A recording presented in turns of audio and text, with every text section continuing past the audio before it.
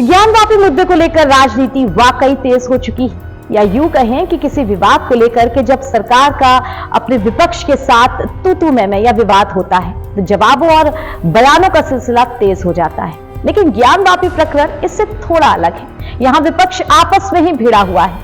हाँ, वो बात अलग है कि विपक्ष जो कि आपस में एक दूसरे के साथ लड़ रहा है वो पहले कभी एक ही कुंबे में हुआ करता था, यानी कि एक ही पार्टी का मेंबर हुआ करता था। अपनी कहानी को आगे बढ़ाएं उससे पहले ये बयान सुन लीजिए। माननीय बहन जी को मैं बहुत इस बात के लिए साधुवाद देना चाहता हूं कि उन्होंने बोला तो जरूर, लेकिन बेमौसम बोला।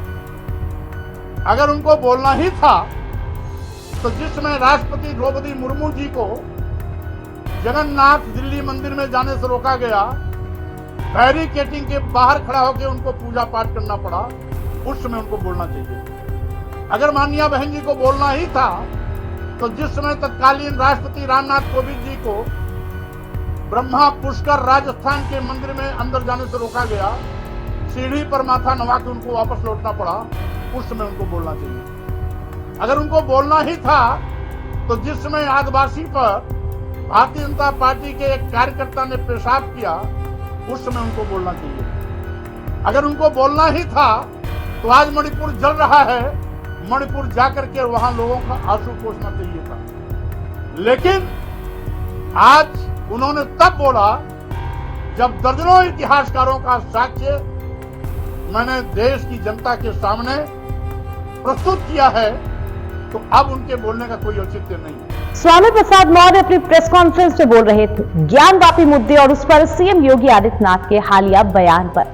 मगर जब उनसे यह सवाल किया गया कि मायावती का कहना है कि जिस तरह के बयान वो दे रहे हैं उससे बौद्ध धर्म के अनुयायी उनके पक्ष में नहीं आने वाले, तो स्वामी प्रसाद मौर्य भड़क गए और उल्टा मायावती पर ही सवालों की झड़ी लगा दी।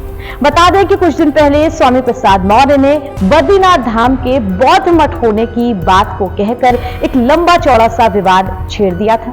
उसी पर मायावती ने ट्वीट भी किया था। आइए पहले आपको सुना देते हैं कि स्वामी प्रसाद मौर्य का वो बयान क्या था।